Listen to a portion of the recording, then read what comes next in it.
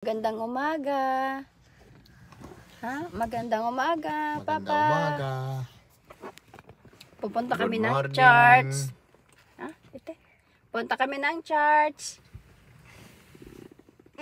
Just a shin. 1, 2, 3. Aman?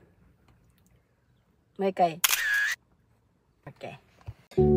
Dito sa mundong ibabaw, gaano man kahaba ang ating lakbayan sa buhay, hahanap-hanapin pa rin natin ang pagmamahal ng Ama. Dahil siya lamang ang may kakayahang magbigay sa atin ng kakuntintuhan sa buhay. Kahit pa ang yaman dito sa mundo ay mapapasa atin, may kakulangan pa rin ang buhay natin.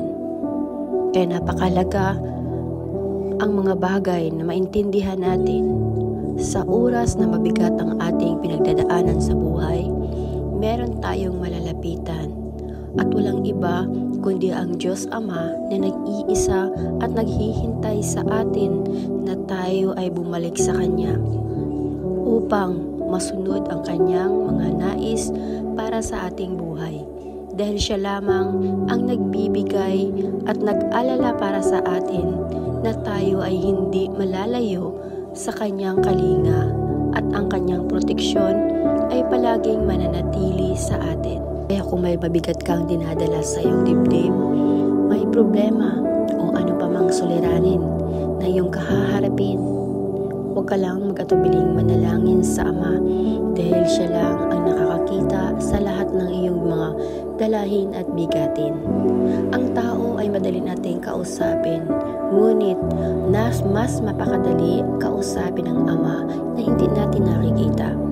Dahil siya lang talaga ang makakapagbigay sa atin at makakapagpalaya sa atin.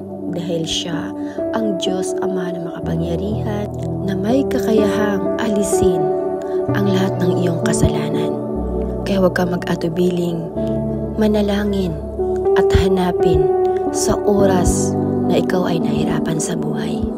Naghihintay lang siya sa iyong paglapit at pagtawag sa Kanya.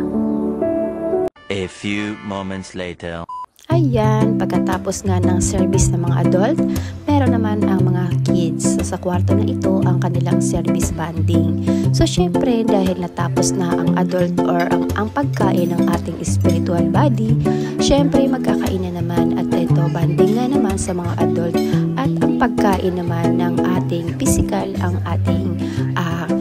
kanilang ihahanda. So, ganito ang kanilang family dito sa Japan. So, yun lang guys. Maraming salamat at